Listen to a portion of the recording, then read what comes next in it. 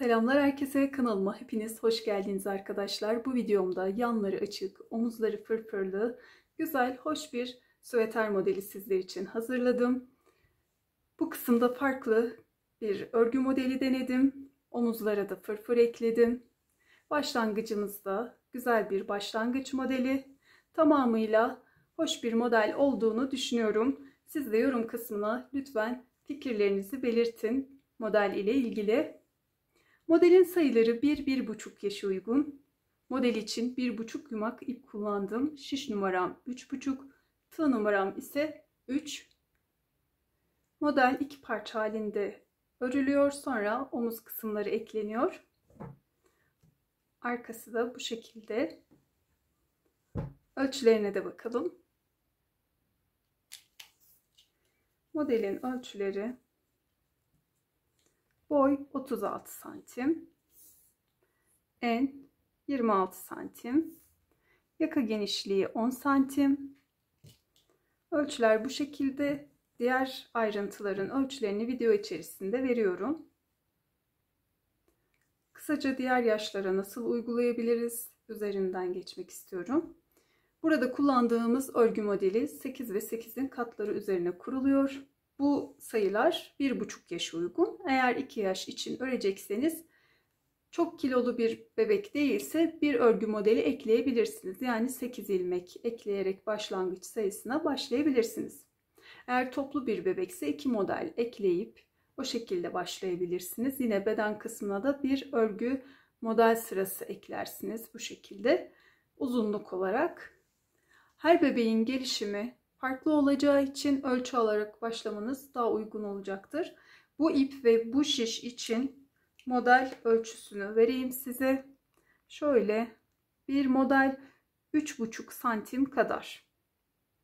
3,5 santim ve katlarını hesaplayarak ölçünüzü alıp o şekilde başlayabilirsiniz arkadaşlar. Yapılışına geçmeden önce videomu beğenip kanalıma abone olarak destek verirseniz çok sevinirim. Buradaki emeğin karşılığını sizin beğeni yapmanız, yorum yapmanız belirliyor. Bu şekilde YouTube önerilen kısmına çıkarıyor. Ne kadar çok beğeni ve yorum alırsa video, ben de daha fazla kişiye ulaşmış oluyorum sayenizde. Beğeni ve yorum yapmayı, kanalıma abone olmayı unutmayın.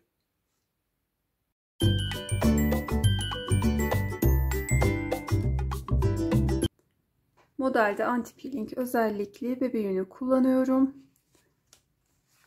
100 gram 240 metre. Şiş numaram ise 3,75. 3,5 veya 4 numara ile de örebilirsiniz. Klasik ilmek atma tekniğiyle modelimize 60 ilmek ile başlayalım.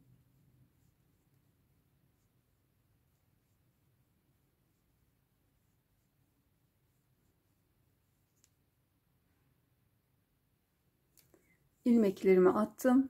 Şimdi bir düz bir ters şeklinde tekli lastik örgü kuruyoruz.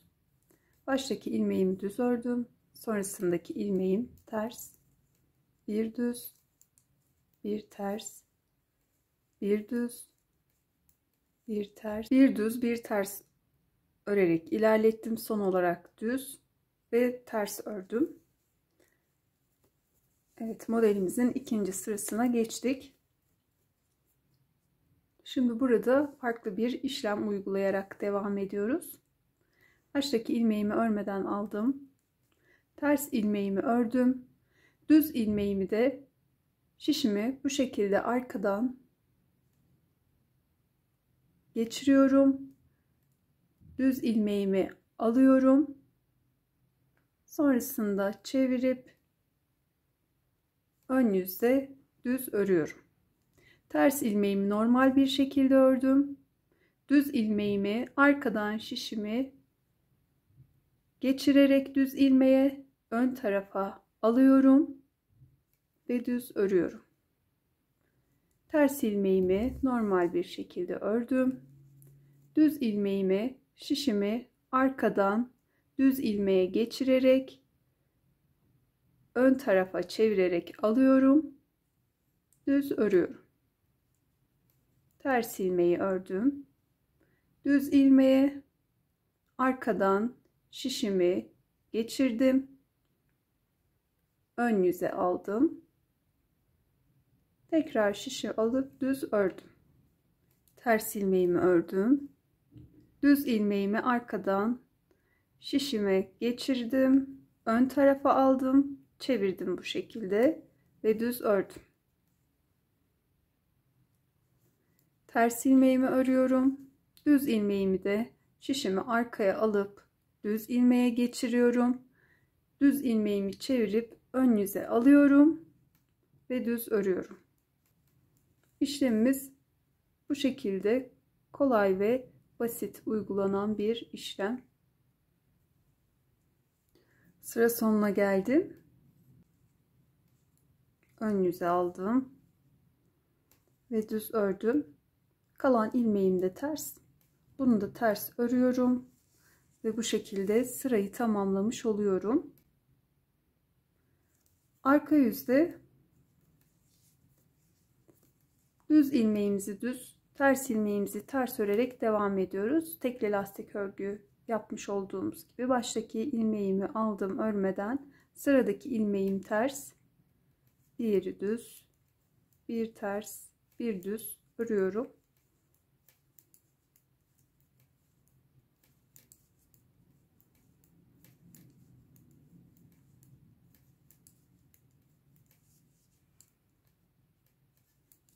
Bu şekilde sırayı tamamlayalım. Sırayı tamamladım ve bu şekilde ön yüze geçtik. Modelimizin başlangıç görüntüsü de böyle. Şimdi haroşa örmeye başlıyoruz. İpimizi arkaya attık ve ilk ilmeğimizi örmeden aldık. Sırayla tüm ilmeklerimizi haroşa örüyoruz. İlk sırayı ön yüzde bu şekilde örelim. İkinci sırayı ördüğümüzde ön yüzde ilk haroşa çizgimiz belirgin olacak.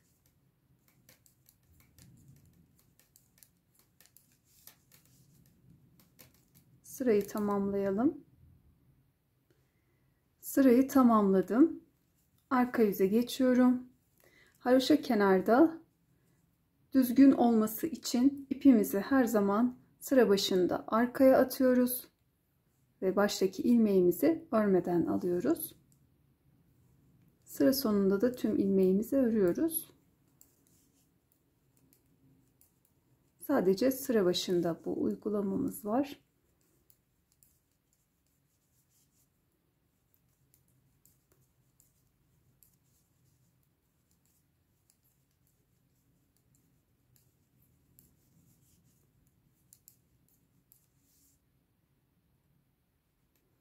Sırayı tamamladım. Ön yüze geçtim. İpimi tekrar arkaya atıyorum ve ilk ilmeğimi örmeden alıyorum. Örgüme devam ediyorum. Gördüğünüz gibi ilk haroşa çizgimiz ön yüzde oluştu. Haroşa örmeye devam ediyoruz. Toplamda 5 haroşa çizgisi olana dek ördüm. Ön yüzdeyim. Modelimizi kurmaya başlıyoruz. Öreceğimiz bu sırada. Modelimiz 8 ve 8'in katları üzerine kurulan bir model. Her iki kenarda 6'şar ilmeğimiz kenar hattı olarak haroşa devam edecek. Başlayalım. Baştaki ilmeğimi yine örmeden alıyorum. Bunu da sayarak 1, 2, 3, 4, 5, 6 ilmek haroşa ördüm.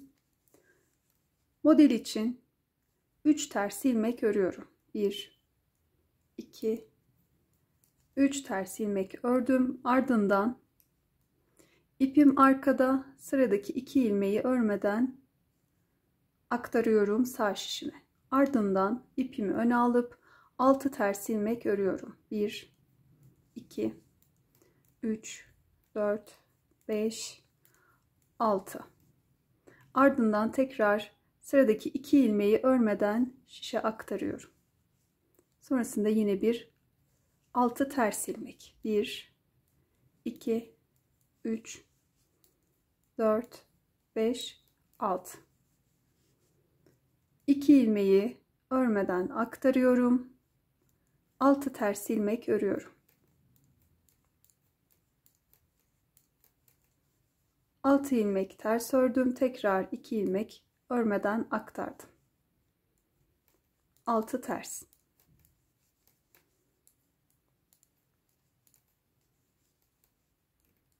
2 ilmek aktardım. 6 ters ilmek örüyorum.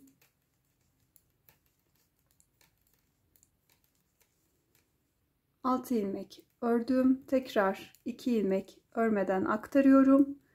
Bu kez başta yapmış olduğumuz gibi 3 ters ilmek örüyorum. 6 ilmeğim kaldı. Bunları da haroşa örerek kenar kısmını oluşturuyorum.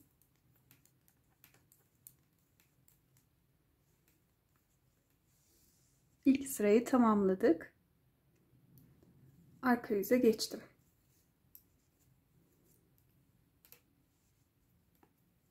Altı ilmeği haroşa örüyorum.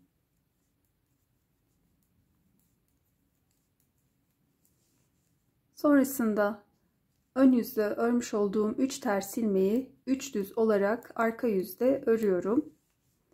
Örmeden aktardığımız bu 2 ilmeği de arka yüzde 2 ters örüyorum. 6 ters ilmeğim ön yüzde vardı. Bunları da düz örüyoruz arka yüzde.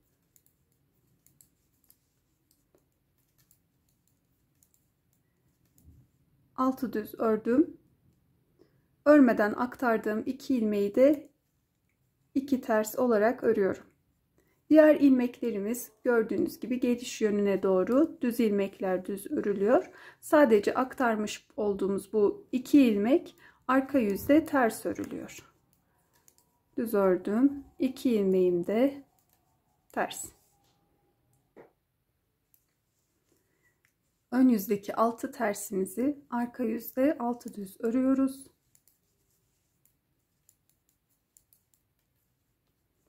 Örmeden aktardığımız bu 2 ilmeği de arka yüzde 2 ters olarak örüyoruz.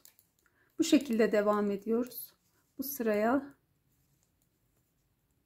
6 düz 2 ters şeklinde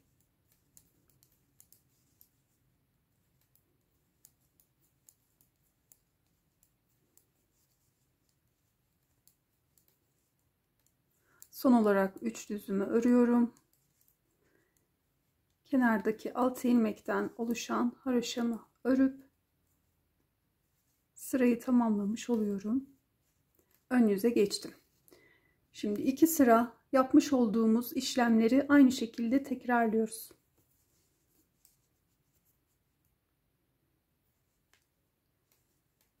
Kenar kısmı örelim ilk önce.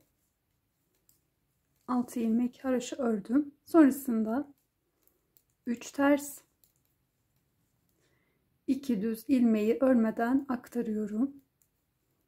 Ardından 6 ters.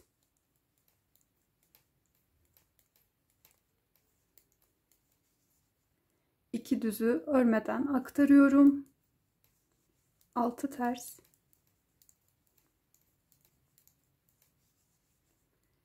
2 düzü örmeden aktardım. 6 tersi ördüm. Devam edelim. Sıra sonuna geldim. 2 düzü aktarıyorum. Bu örmeden aktarma işlemi sadece ön yüzde yapılıyor. Arka yüzde bu düz ilmeklerimiz ters örülüyor. Kalan 3 ters ilmeğimi de örüyorum. Ve haroşa kenarı. Sırayı tamamlıyorum. Arka yüze geçtim.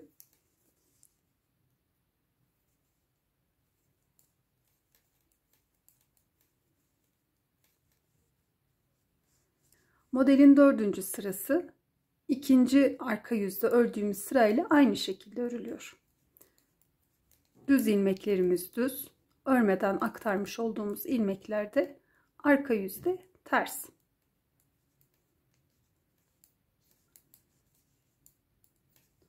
Düz ilmekler düz.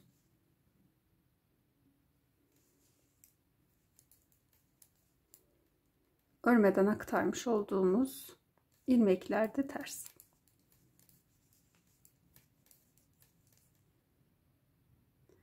Sıra sonuna geldim.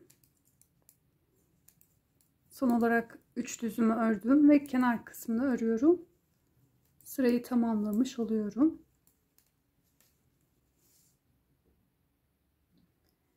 Ördüğümüz bu 4 sırayı 2 ön yüzde, 2 de arka yüzde aynı işlemleri tekrarlayarak ördük. Bu sırada kaydırmalara başlıyoruz.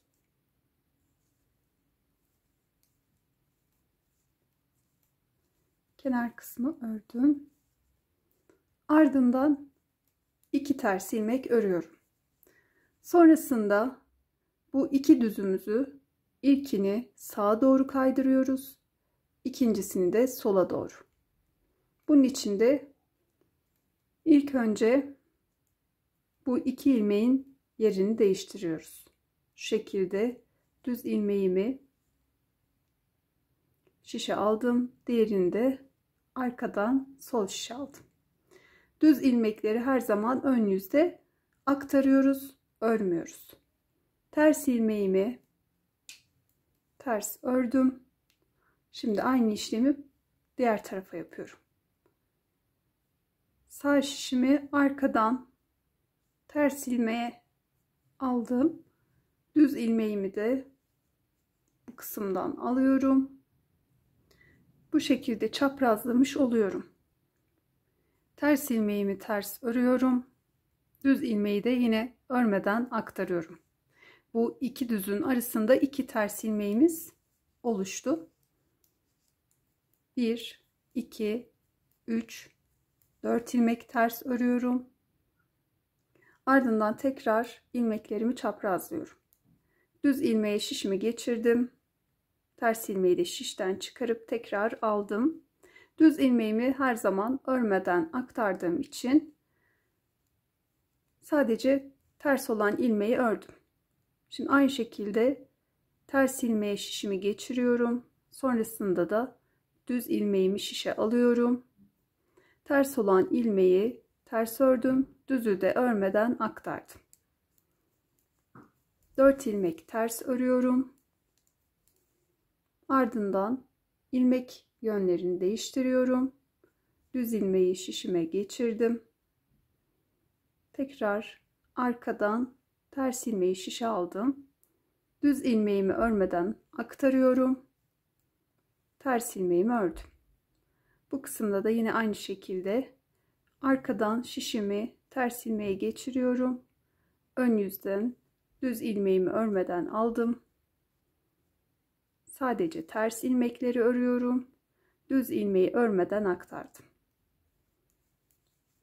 Aralarda 4 ters ilmek örüyorum bu sırada. Sonrasında yine işlemi tekrarlıyorum. Düz ilmeği aldım ve bu şekilde çaprazladım. Örmeden aktardım düz ilmeği, ters ilmeği ördüm. Şimdi bu kısımda da yine aynı şekilde ters ilmeği alıyorum. Ardından düz ilmeği de aldım. Ters ilmeği ters ördüm. Düzü örmeden aktardım. Arada 4 ters ilmek. Sıra sonuna doğru geldim. Son olarak 4 ters ilmek ördüm. Yine ilmeklerin yerlerini değiştiriyorum bu şekilde. Sonrasında düz ilmeğimi örmeden aktardım. Ters ilmeği örüyorum. Burada da yine ters ilmeğe şişimi geçirdim. Düz ile yerini değiştirdim. Ters ilmeğimi örüp düz ilmeği aktardım. Sıra sonunda modelde 2 ters ilmeğim kaldı. Bunları da örüyorum. Ve kenar kısmındaki 6 ilmek haroşayı sırayı tamamlamış oluyorum. Arka yüze geçtim.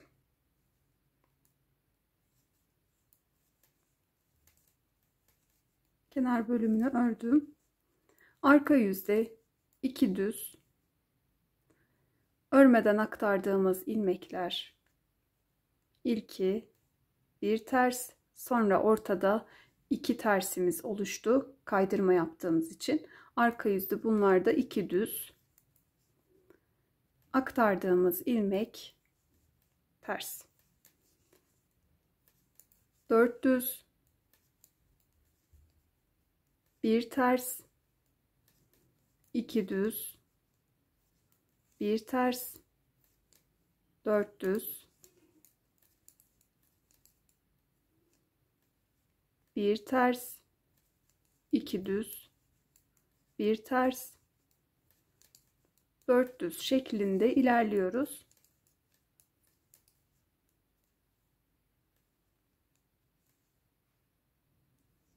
Sıra sonuna geldim. 2 düzüm kaldı. Bunları da örüyorum.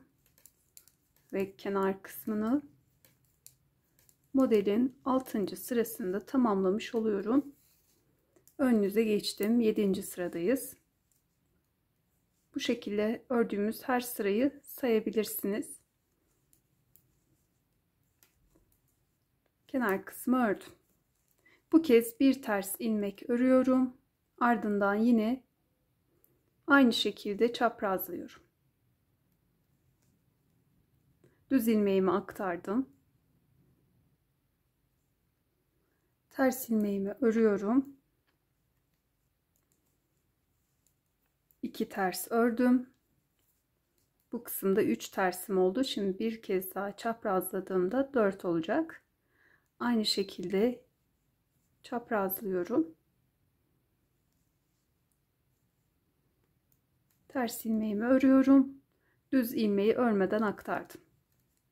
Bu kez arada 2 ters ilmeğim kaldı. Üçüncüyle yine ilmeklerimi çaprazlıyorum. 2, 3 ters ördüm. Tekrar ilmeklerimi çaprazlıyorum. Ters ilmeğimi örüyorum. Düz ilmeği örmeden aktardım. 2 ters ördüm. Kalan bir ters ilmekle düz ilmeğin yönünü çeviriyorum. Yerlerini değiştirdim. Düz ilmeğimi örmeden aktarıyorum. Ters ilmeğimi ördüm. Arada 2 ters ördüm. Tekrar ilmek yerlerini değiştiriyorum. Ters ilmeğimi ördüm. Düz ilmeği örmeden aktardım. 2 ters. Aynı işlemi devam ettiriyoruz. Kalan ters ilmekle düz ilmeğin yönünü çeviriyoruz. Yerlerini değiştirdikten sonra düz ilmeğimizi örmeden aktarıyoruz. Ters ilmeğimizi örüp 2 tersi arada örüp bu tarafta da aynı işlemi uygulayarak devam ediyoruz. Son olarak ilmekleri çaprazladım. Bir ters ilmeğim kaldı. Bunu da örüyorum. Ardından kenar kısmını, arka yüze geçtim. 8. sıramız.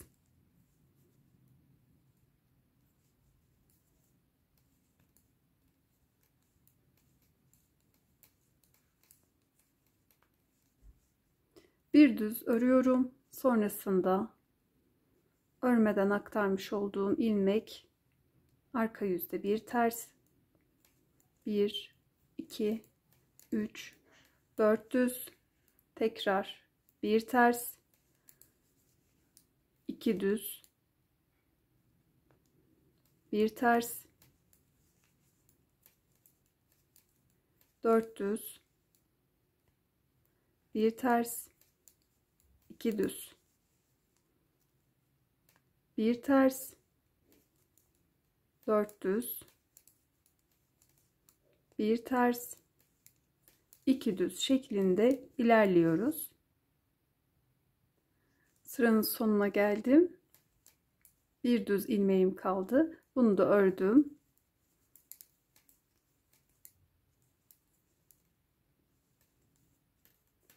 9. sıraya geçtim.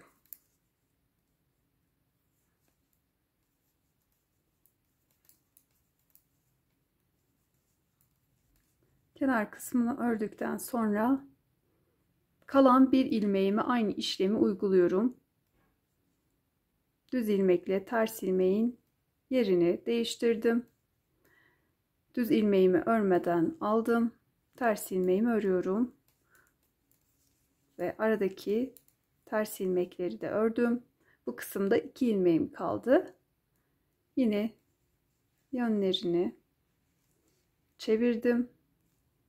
Ters olan ilmeği ördüm, düzü aktardım. Bu kısma geçtim. İlmeklerin yerlerini değiştirdim. Düz ilmeğimi aktardım.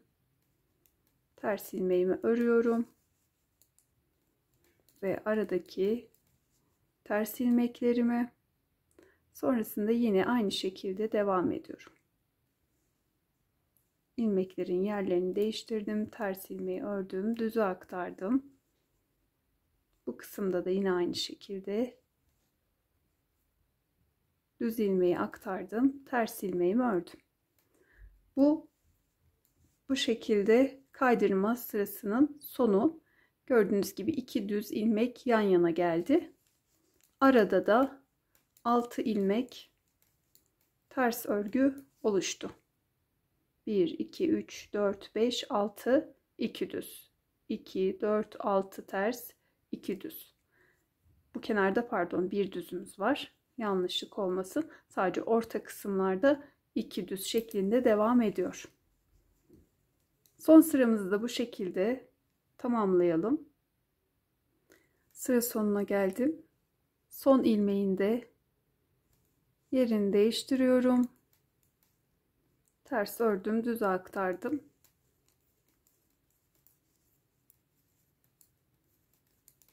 Sırayı tamamladım. Arka yüze 10. sıraya geçtik.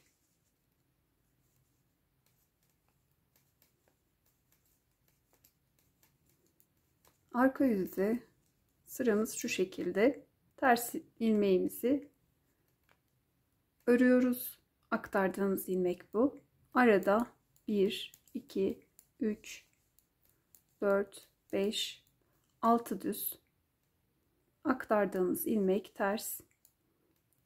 Diğeri de aynı şekilde ters. 6 düz.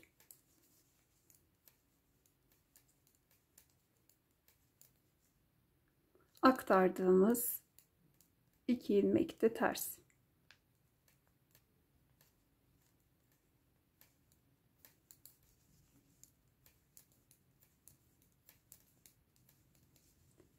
Altı düz 2 ters şeklinde devam edelim. Sıra sonunda da bir tane tersimiz var. Bu sırayı bu şekilde tamamlayalım. Ön yüze geçtim. 10 sırada modelimizin ilk aşaması tamamlandı. Böyle görünüyor. Şimdi kaydırarak tekrar işlemimizi yapıyoruz. İlk önce bu yapmış olduğumuz sırayı tekrarlayacağız. 4 sıra. Ön yüzde de arka yüzde de ikişer sıra şeklinde tekrarlanıyor.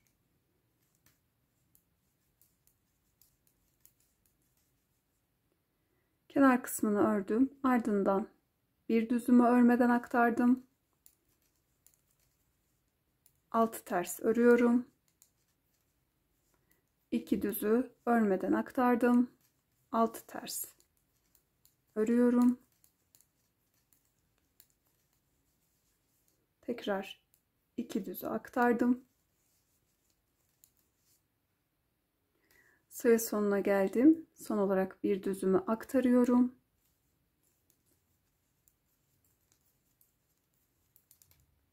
Kenar kısmı ördüm. Birinci sıramız tamamlandı. Arka yüzde ikinci sıramızı örüyoruz.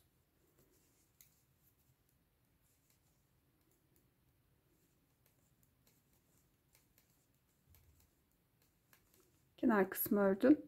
Örmeden aktardığım ilmek ters, 6 düz. örmeden aktardığım 2 ilmek arka yüzde 2 ters. 6 düz 2 ters şeklinde örüyoruz. Sıra sonunda da bir tane tersimiz var. Ön yüze 3. sıraya geçtim. Kenar kısmını ördüm. Düz ilmeğimi örmeden aktarıyorum. 6 ilmeğimi ters örüyorum. 2 düzü aktardım. 6 ters örüyorum. Birinci sırada yapmış olduğumuz işlemi uyguluyoruz. Sıra sonunda da bir düzümüz var. Onu örmeden aktarıyoruz. Arka yüze geçtiğimizde de yine aynı şekilde bir ters, 6 düz, 2 ters, 6 düz şeklinde örüp 4. sırayı da tamamlıyoruz. Ön yüzde 5. sıraya geçtim.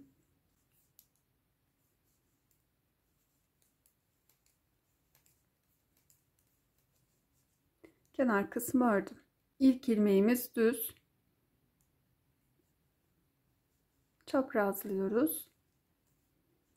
Ters ilmeği ters ördük. Düz örmeden aktardık. 4 ilmek ters örüyoruz.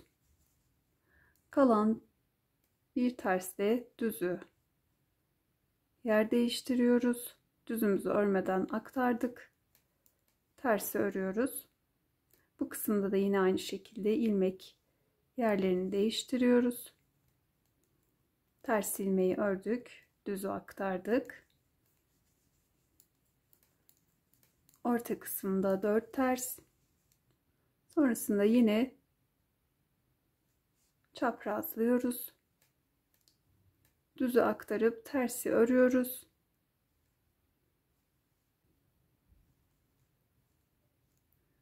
Ters ilmeği örüyoruz. Düzü aktardık. Yine arada 4 ters. Düz ilmeklerin ilkini sağa doğru, diğerini de sola doğru çaprazlayarak devam edelim. Sıra sonuna geldim. Son olarak düz ve ters ilmeğin yerini değiştirdim. Düzü aktardım. Ters ilmeği ördüm. Kenar kısmını örüyorum. 6. sıraya geçtim.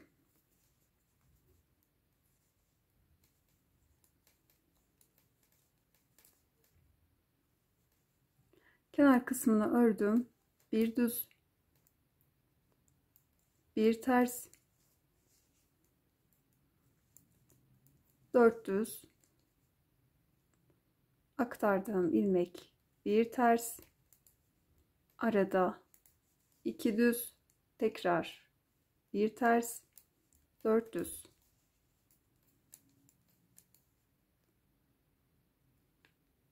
Bir ters, 2 düz, bir ters, 4 düz şeklinde ilerleyelim.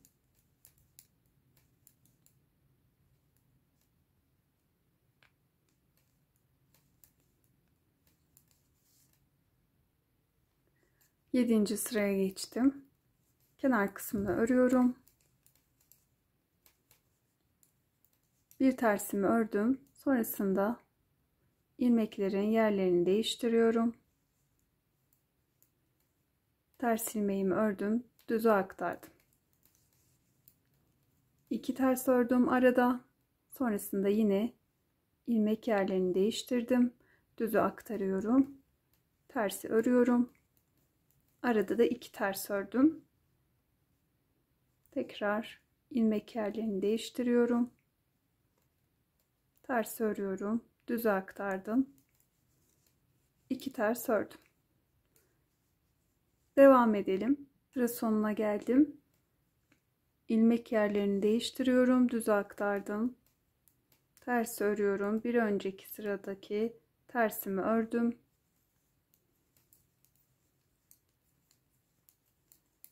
Kenar kısmı örüyorum ve arka yüze geçtim. 8. sıramız.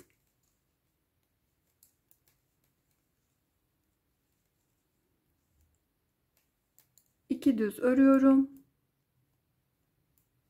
Bir ters, 2 düz,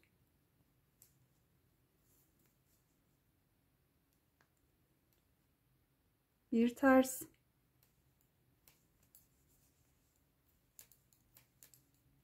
4 düz, 1 ters, 2 düz, 1 ters, 4 düz. İlerleyelim. Sıra sonunda da 1 ters, 2 düzümüzü örüp tamamlayalım. Ön yüzdeyim. 9. sıraya geçtim. Kenar kısmını ördüm. Sonrasında 2 ters ilmeğimi örüyorum. Ardından ilmeklerimi çaprazladım. Ters ilmeğimi ördüm, düze aktardım.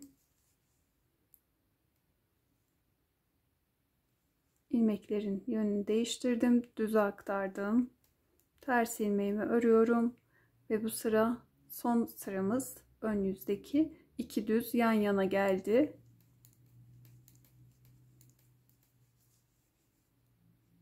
Şimdi tekrar ilmek yerlerini değiştiriyorum. Ters ilmeği ördüm, düze aktardım. Düze aktardım, ters ilmeğimi ördüm. Devam ediyoruz. Sıra sonuna geldim. İlmeğimi çaprazladım, ters ilmeğimi ördüm. Kalan 2 ters ilmeğimi de ördüm. Burada 3 ters ilmeğim oluştu. Arka yüzde 10. ve son sıraya geçiyoruz.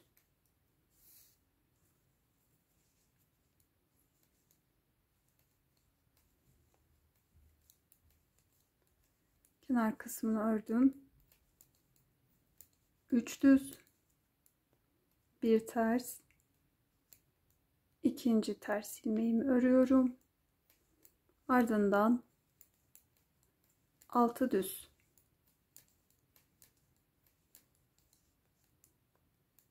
2 ters. Sıra sonuna geldim. 6 düzümü ördüm. 1 tersimi örüyorum ve ikinci tersimi, 3 düzüm kaldı. Bunları da ördüm. Kenar kısmı örüyorum ve sıramız tamamlandı. İlk baklava desenimiz bu şekilde ortaya çıktı. 2 aşamadan oluşuyordu. 10 sıra bu şekilde, 10 sırada bu şekilde ördük. Toplam 20 sıra. 10 sırada bir kaydırarak modelimizi tekrarlıyoruz. Bu şekilde başlangıcımıza tekrar geri dönmüş olduk. Şimdi aynı işlemi tekrarlıyoruz. Burada başlangıçta yaptığımız gibi ilk önce 2 önde 2 de arka sırada aynı işlemleri tekrarlayarak örüyoruz. Sonrasında da ilmek yönlerini değiştirerek buradaki ilmeğimizi sağa doğru, diğerinde sola doğru yer değiştirip çaprazlayarak modelimizi her ön sırada bu şekilde ilerletiyoruz.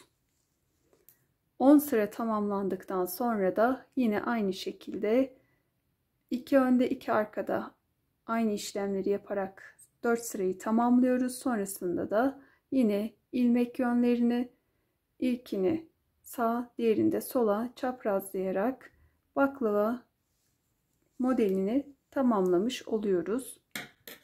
İlerletelim bu şekilde arkadaşlar. Videoyu geriye alarak tekrarlayabiliriz. Örgümü ilerlettim. Şöyle bakacak olursak 2 baklava modeli örmüşüm. Kenar haroşa çizgisini de sayalım. Bu kısımdan itibaren 5 haroşa çizgisi uç kısım için ördük. Buranın haricinde sayalım. 2, 4, 6, 8, 10, 12, 14, 16, 18, 20. 20 haroşa çizgisi boyunca örmüşüm. Şimdi her iki tarafta bağcık yapıp o şekilde modelimize devam edeceğiz. Ekstradan sonradan bir bağcık örmeyeceğiz. Bütün halinde modelimiz çıkacak. Eğer bu modeli erkek bebeğe uyguluyorsak bu şekilde bağcık yapmadan devam edebiliriz. Sonrasında kenarları dikip süveter şeklinde kullanabiliriz. Tığ numaram 3. Baştaki ilmeği alıyorum. Sonrasında ne gevşek ne de çok sıkı olacak şekilde zincir çekmeye başlıyorum. Toplamda 50 zincir çekelim.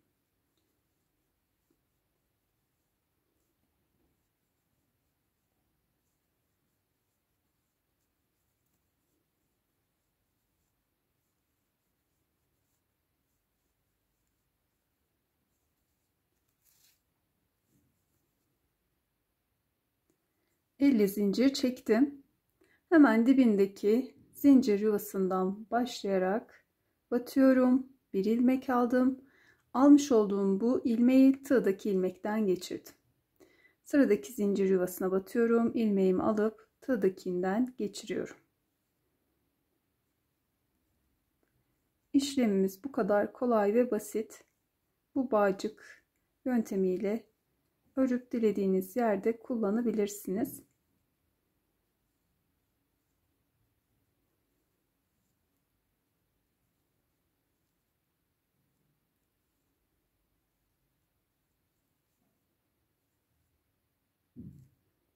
Bu şekilde görünüyor. Devam edelim.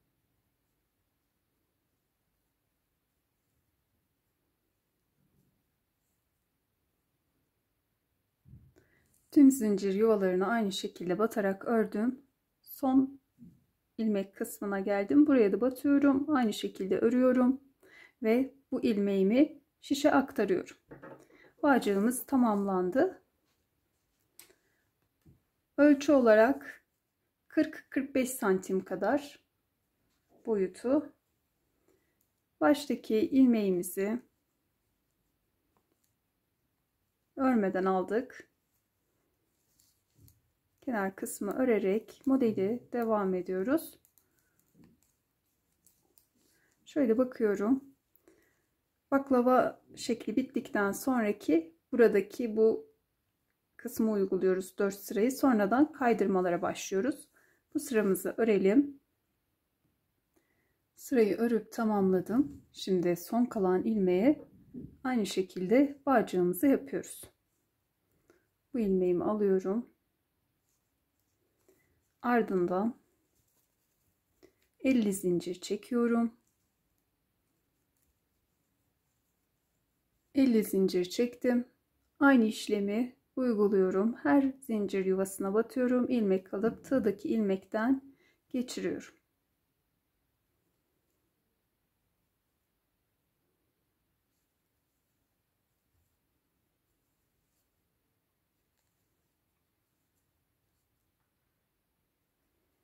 Bağcığı tamamladım. Son kalan ilmeğimi şişime alıyorum ve modelime devam ediyorum. Bağcıklarımız tamamlandı. Şimdi modelimizi şu şekilde ilerletiyoruz. 2 tane baklava modelimiz tamamlandı. Bir tam bir de yarım örelim. Yani toplamda 3,5 baklava şekli oluşsun. Devam edelim. Örgümü ilerlettim. Şöyle bir bakalım.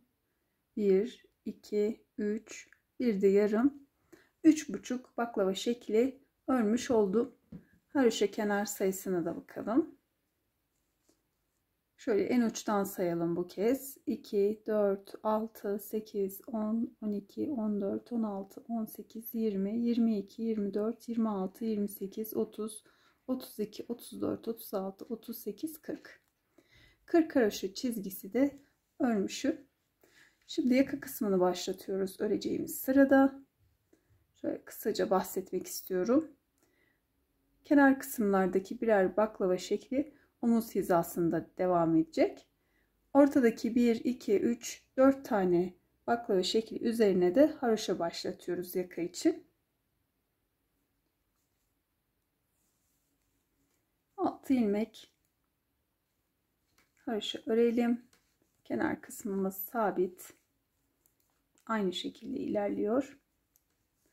Sonrasında bu bir baklava şeklinin sırası hangisi ise aynı şekilde devam ediyoruz.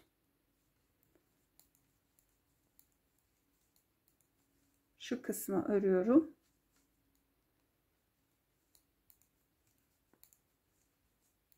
Örmeden aldım.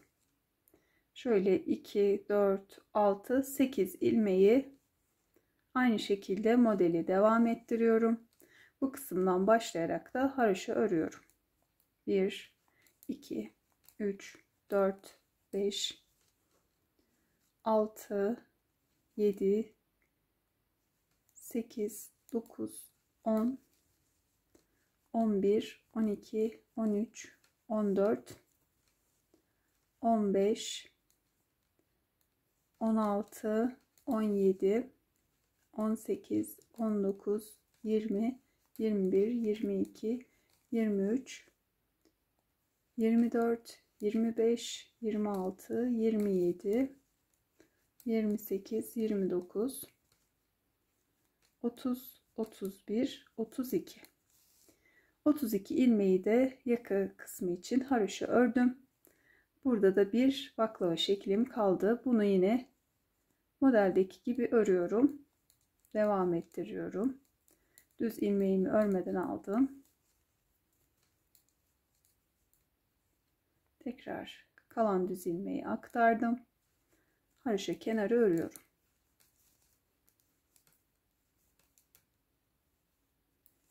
Arka yüze geçtim.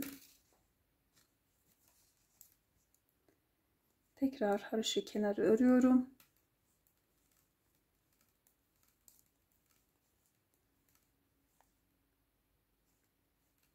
Düz ilmeğimi ters ördüm.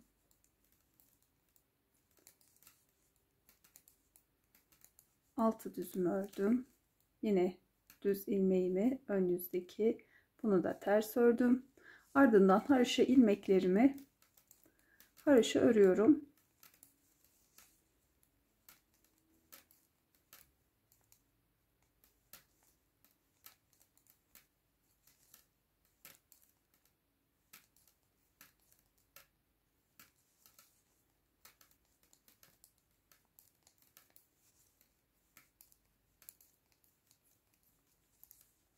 Yaka kısmı 5 haroşa çizgisi olana dek bu şekilde örüyoruz.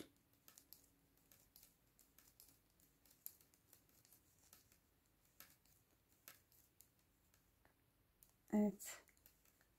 Bunu da ördüm. Ön yüzde örmeden aldığım düz ilmeğimi arka yüzde ters.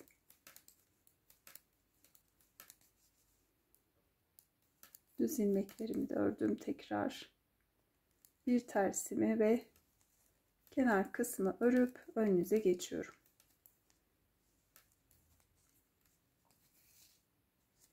Şimdi yine aynı şekilde devam edeceğim. Buradaki modeli devam ettirip bu kısımda 5 haroşa çizgim oluşana kadar örüyorum.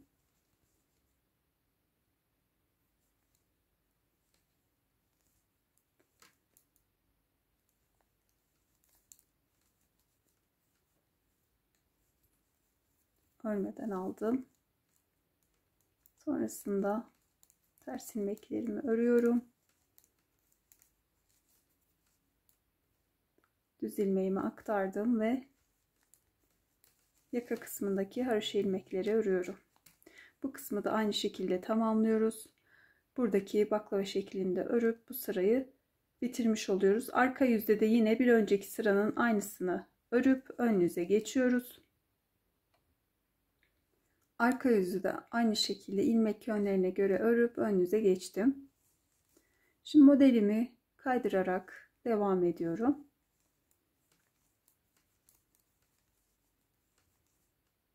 Model kısmında hiçbir farklılık yok. Bu kısmı ördük. Şimdi kaydırma bölümüne geçtik. Yine ilmek yönlerini değiştiriyorum. Ters ilmeğimi ördüm. Düzü örmeden aktardım.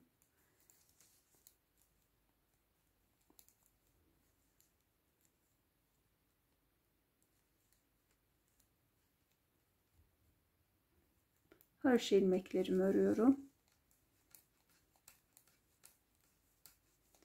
Modeli aynı şekilde devam ettiriyoruz arkadaşlar.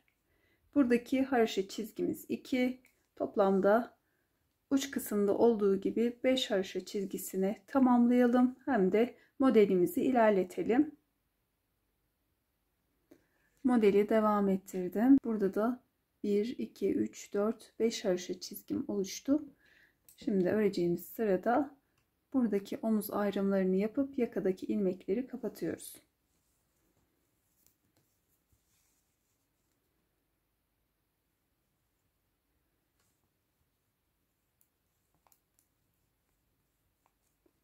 Altı ilmek kenar kısmını ördüm haroşa.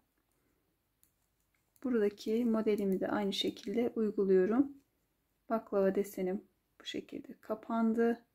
Bu kısmı yine örüyorum. Düz ilmeklerimi aktardım.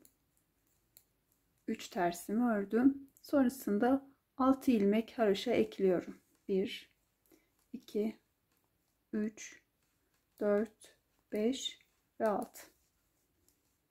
Omuz kısmı bu şekilde 6, 6, 12, 8 ilmek de buradaki desen kısmımız. Toplamda 20 ilmeğimiz var. Burada yaka kısmında 20 ilmek kapatıyoruz. Bir ördüm. İkinci ilmeğimi ördüm. Bir öncekini üzerinden atlatıp kapattım. 1. Aynı şekilde örüp kapatıyorum. 2, 3, 4, 5, 6, 7,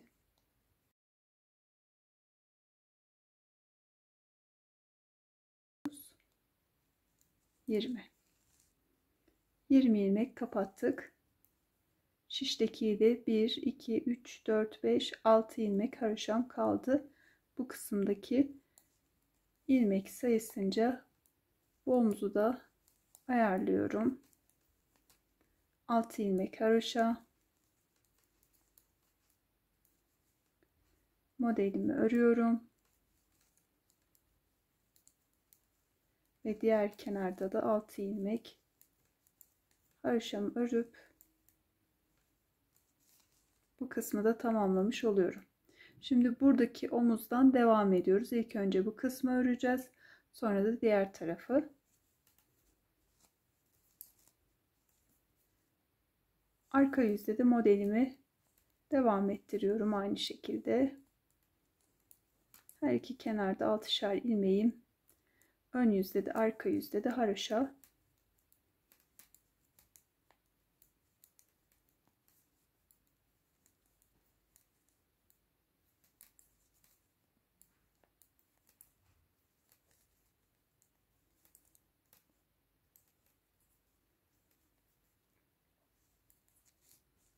Ön yüze geçtim.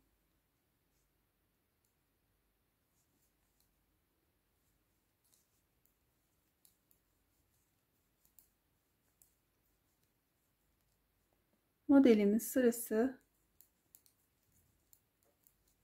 hangisi ise onu uyguluyorum.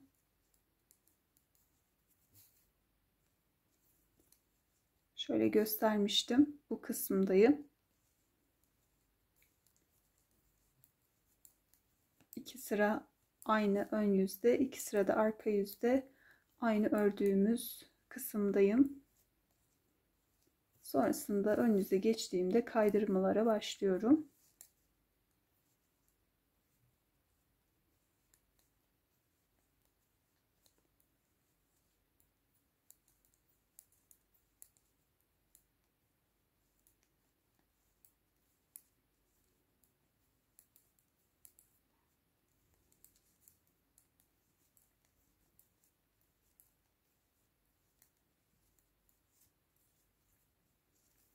Evet. Devam edelim. Omuz kısmını tamamladım. Bir tam bir de yarım baklava şekli ördüm. Buradaki 5 haroşa çizgisinden hariç 2, 4, 6, 8, 10, 12, 14, 16 haroşa çizgisi örmüşüm. En son sırayı arka yüz. İpimi burada kesiyorum. Bu kısımda kaldığım yerden bağlayacağım ve buradan diğer omzu öreceğim. Onun öncesinde ilmeklerimi bu şekilde bir aparata aldım. Bu kısımda ipimi bağladım. Devam ediyorum.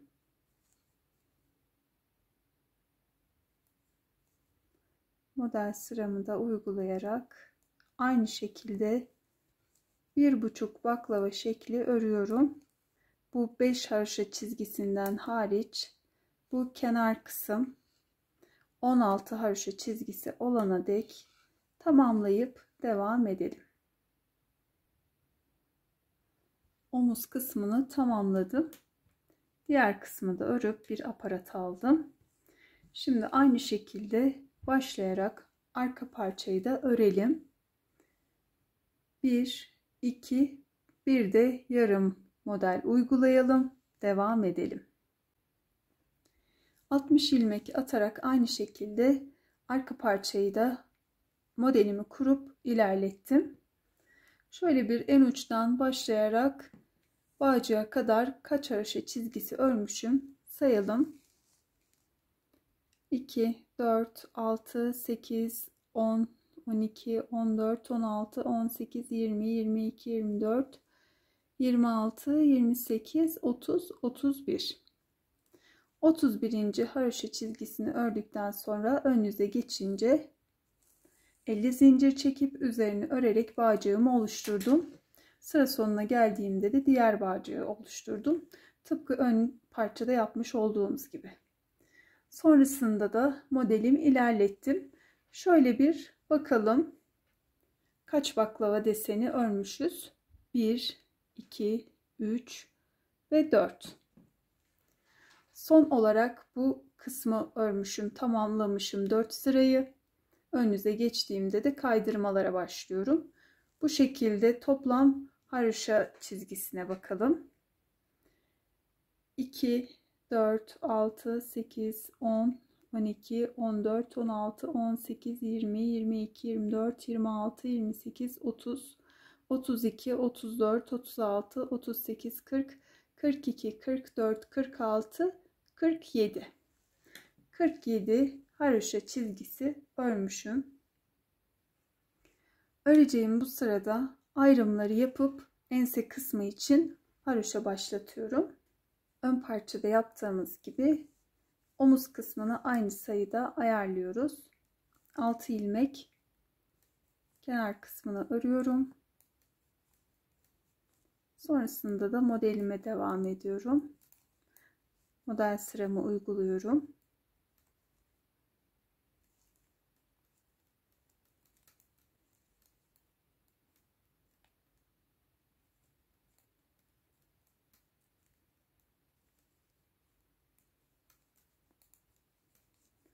Sekiz ilmek de model kısmı için ördüm. Buradan itibaren de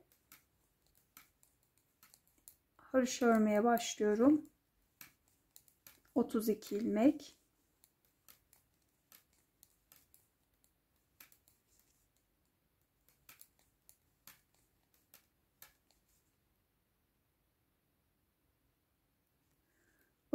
ilmek haroşa ördüm. Şimdi model kısmını bu tarafta da devam ettiriyorum.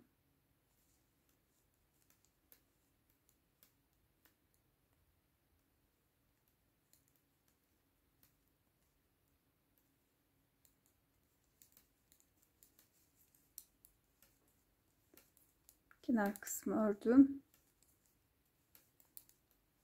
ve sırayı tamamladım. Arka yüze geçtim. Arka yüzde de yine aynı şekilde devam ediyorum.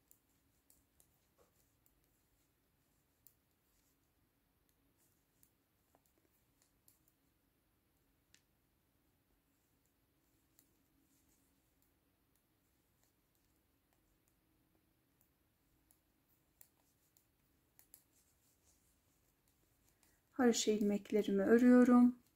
Sıra sonunda da yine arka yüzde modelimi uyguluyorum. ön yüze geçiyorum. Bu kısmı da devam ettirelim. Arka parçanın ense ayrımını da tamamladım. Bu şekilde 1, 2, 3, 4 haroşa çizgisi ördüm. Bu kısımda da yarım modelimiz var. Şimdi arka yüzde ön parça ile birleştirmesini yapacağız. Arka yüzde de ilmekleri kapattığımızda bu kısımda 5 haroşa çizgisine ulaşacak. Şöyle modelimizi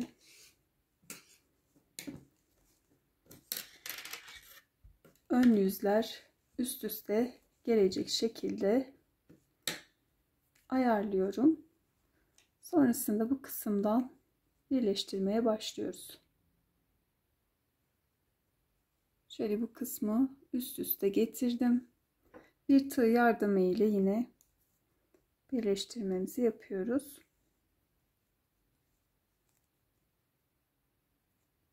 Şöyle ipimi arkaya atıyorum. İlk önce şişten bir ilmek alıyorum. Sonrasında aparattan, ardından ikisini birlikte ördüm. Şişten bir ilmek, aparattan bir ilmek aldım. Bu kez üçünü birlikte örerek devam ediyorum.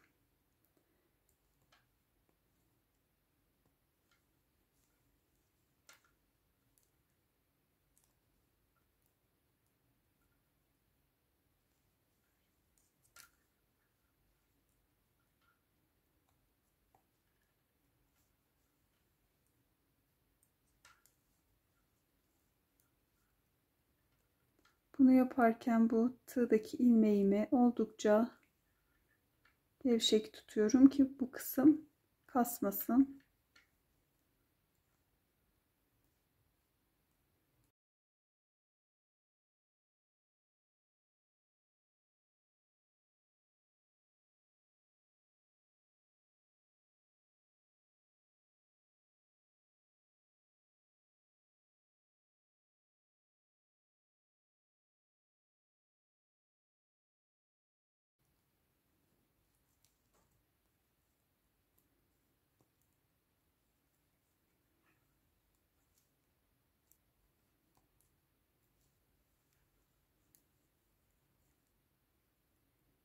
Ve bu kısımdaki son ilmeğim.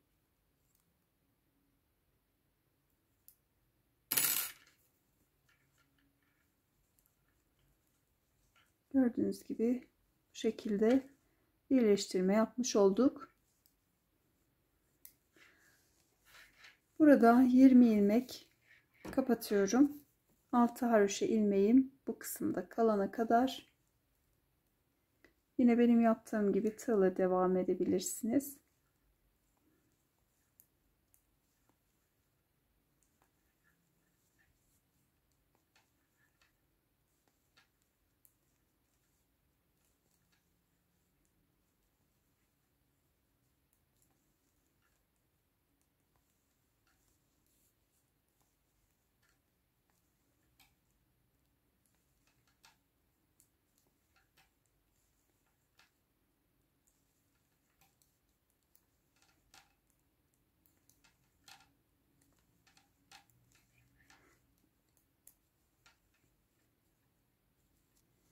Şöyle bakalım. 1, 2, 3, 4, 5, 6 haroşa ilmeğim kaldı. Şöyle tekrar bakayım. Hatta bir tane fazla. Bunu da kestim. Bakın ön yüzde 1, 2, 3, 4, 5 haroşa çizgimiz oluştu. Buradaki gibi bu omuzu da birleştirelim. Birleştirmeler tamamlandı. Ön yüzde bu şekilde görünüyor. Arka parçamız yarım model kadar ön parçadan uzun. Şimdi omuz kısmına geçiyoruz. Bir omuzun fırfırını çalıştım. Bu şekilde şirin bir hava kattı modelimize. Diğerini birlikte yapmaya başlayalım. Şöyle buradaki bağcık kısmından itibaren bu haroşa kenarları sayıyoruz. 2, 4, 6, 8, 10, 12, 14, 16. 16 haroşa çizgisi saydık. Bu 17.den şöyle tığımı geçirip bu kenardaki tırta bu kısımdan başlıyorum. Şöyle ilk önce bir tane zincir ile sabitledim ve bu kısımdan alıyorum. Bir zincir çekiyorum. İlmeğimi sabitlemiş oluyorum. Sonrasında şişe geçiyoruz. Eğer zorlanırsanız tığ ile bu kısımlardan ilmek alabilirsiniz. Şimdi bir örüp bir artırarak ilerliyoruz. Bu bir ilmeğimiz, bu şekilde gizli artırma yaptım. Kenardaki tırta şişimi geçirdim. Şu şekilde ilmeğimi alıyorum. Sonrasında bir gizli artırma yapıyorum. Tırtık kısmından batarak bir ilmek çıkarıyorum, bir artırıyorum.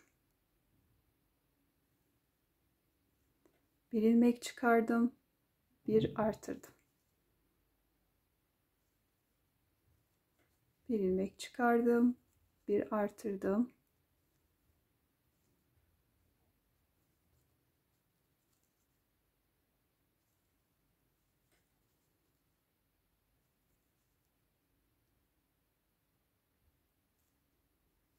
Devam edelim bu şekilde. Ta ki arka kısımdaki bağcıktan itibaren sayıyoruz. Yine buradaki kenar tırtıklarını 2, 4, 6, 8, 10, 12, 14, 16 tırtık kalana kadar. Bu kısmı bir örüp bir artırıyoruz. Bir ilmek çıkarıp bir artırarak bu kısma kadar geldim. Bakıyorum 2, 4, 6, 8, 10, 12, 14, 16 kenar tırtığı kaldı. Buradan dönüyorum. Bu kısımdan döndüm. Şöyle ipimi bana doğru alıyorum ve bu ilmeğimi de örmeden alıyorum başta her zaman. Sonrasında artırmış olduğumuz bu ilmekleri şöyle çapraz bir şekilde yandan şişimi geçirip örüyorum. Diğer ilmeğimi de aynı şekilde düz bir şekilde örüyorum. Artırmış olduğum ilmeği yine çapraz şişimi geçirdim, düz ördüm. Düz örerek haroşamızı oluşturuyoruz. Arka yüzü ördüğümüzde ilk haroşa çizgimiz oluşmuş olacak. Devam edelim bu şekilde.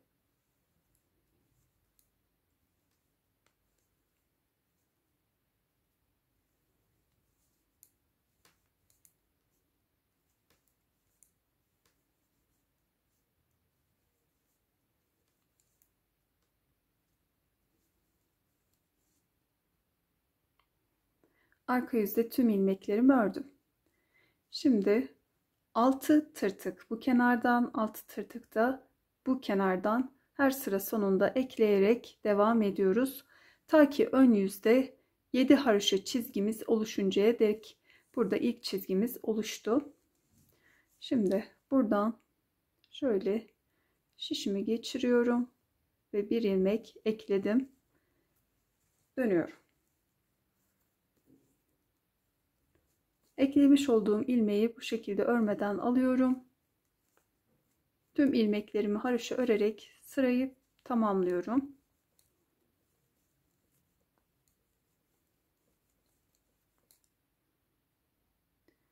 Ön yüzde sırayı tamamladım. Şimdi sıra sonunda diğer tarafta yapmış olduğumuz gibi bir ilmek ekliyorum.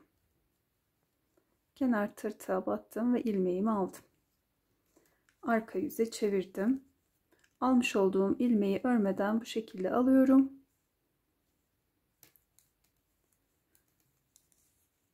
Diğer ilmeklerimi örerek ilerliyorum.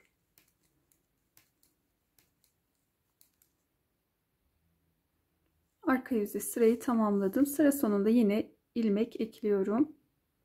Buradaki tırtığa şişimi geçirdim ve ilmeğimi aldım. Örgümü çevirdim. İlmeğimi örmeden alıyorum. Diğer ilmeklerimi örerek Sıra sonunda yine bir ilmek ekliyorum. Çeviriyorum. Bu kısma geldiğimde aynı şekilde bir ilmek ekliyorum. Ta ki buradaki bağcıktan itibaren 10 tırtık kalana kadar her iki uçta. Buradaki haroşa çizgimizde 7 olana kadar. 7 haroşa çizgisini tamamladıktan sonra ön yüzde ilmeklerimizi kapatıyoruz. 7 haroşa çizgisi olana dek ilmek ekleyerek modelin bu kısmını da tamamlamış oluyorum. İlmekleri kapatmaya başlıyoruz. Baştaki ilmeğimi örmeden aldım. Sıradaki ilmeğimi ördüm ve bir önceki ilmeği üzerinden atlatıp kapattım.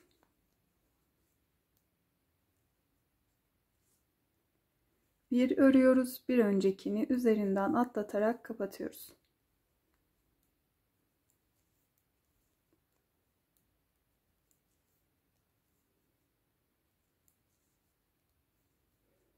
Tüm ilmekleri bu şekilde kapatalım. İlmeklerimi kapattım. Kalan ilmeği şöyle en son ilmek aldığım kısımdan tığımı geçiriyorum ve ilmeği alıp iyice sıkıladıktan sonra ipimi kesiyorum ve kalan iplerimi şöyle aralardan geçirerek gizliyorum.